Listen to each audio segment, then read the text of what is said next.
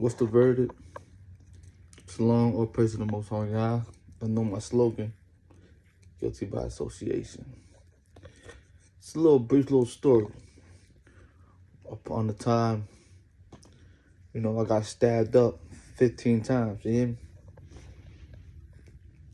Long story short, it was the year of 2009, around October, fall season. My second year back from Georgia. You know what I'm saying? I came back to Georgia in 2008, so the year after that, 2009, I was all in, back in the streets. I was back doing me, back, knowing, the G-ways around the area. You know what I'm saying? Around this time, we're beefing and going to war with different hoods and different blocks, different cliques. So, it made me kind of like very active at the same time.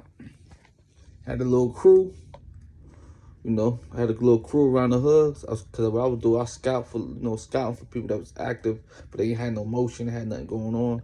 So, and they didn't have no paperwork on them, you know what I mean, as far as like ratting or snaking or doing anything grimy. So I was, doing my due diligence as far as streetwise, and just, just having a crew of guys, on the same agenda I was on. You know what I'm saying? Whatever time I was set on, they was on. That's just what it is. That's just what it was, and that's just what it is at that time.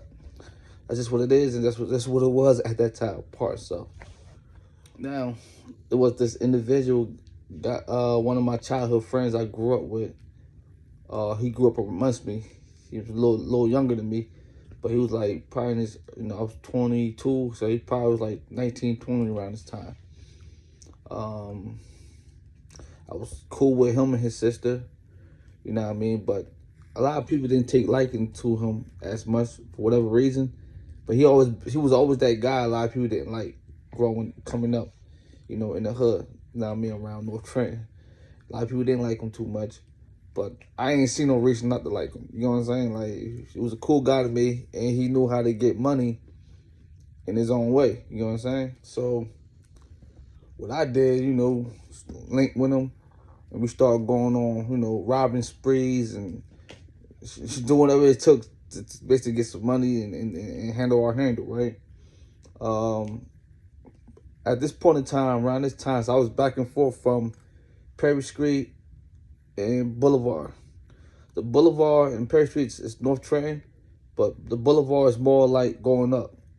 It's going up top, and Perry Street is like going downtown, towards downtown, right?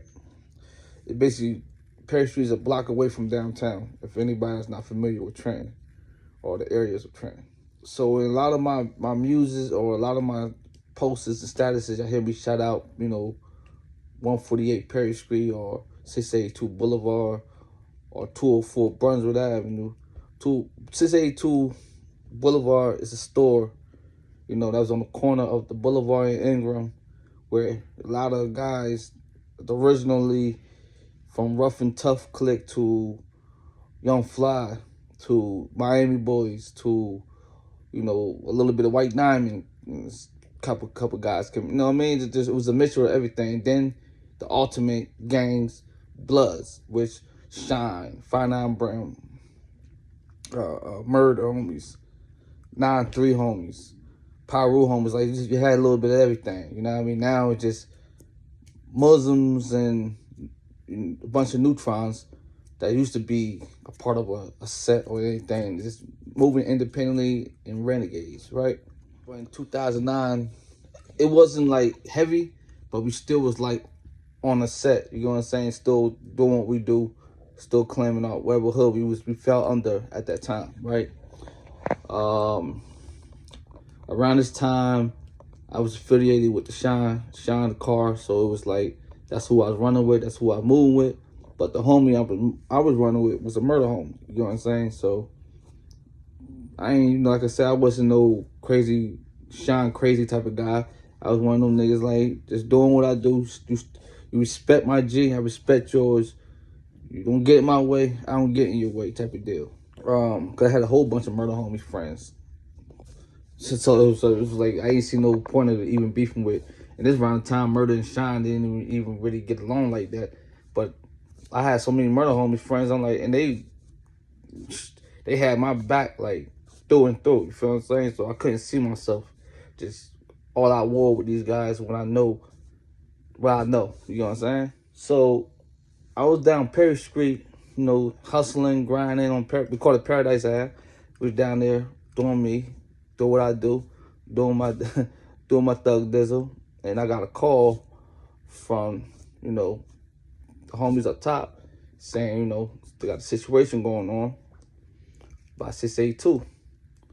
So I left the block after I bust a few little maneuvers, put stuff away, went away and everything. Went up top. Immediately, I saw homies out there. This crowded. That's the most I've seen. A lot of people, like faces I ain't seen in months. They was all crowded around 682 around this time. The story I had got before I came up there that a group of females, which was one of the homies, the murder homie, girl sisters. They had got into it with some other girls. They got into it, and I think this will happen. The G homie, my G Brody. I think he either pushed one of the girls or punched one of the girls, slapped one of the girls. He did something where it was physical, and they told him they'll be back. You get what I'm saying? So we came up there, ready for whatever.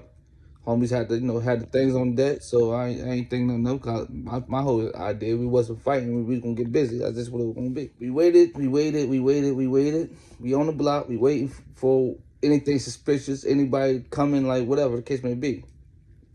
But a lot of homies was really there just to watch what's going on. Like I said, they ain't really like bro like that, so they ain't give two shits about. They was just there for action and entertainment. But when they see me, pull up and got myself involved, like letting them know, like, yo, this one of the G bros. I just can't let niggas violate him. You know what I mean? Woo. They like, all right, shit, that's what it is. So we waited. Now while we waiting, the block is hot. The narcs is riding around heavy. This low tolerance, zero tolerance policy going on in the city right at this point. You know what I'm saying? So we waiting. Nobody pull up. So we're like, all right, man, it's about to be, this is over. Like, you know what I'm saying? We better go handle my business. We better go do one of my real rights.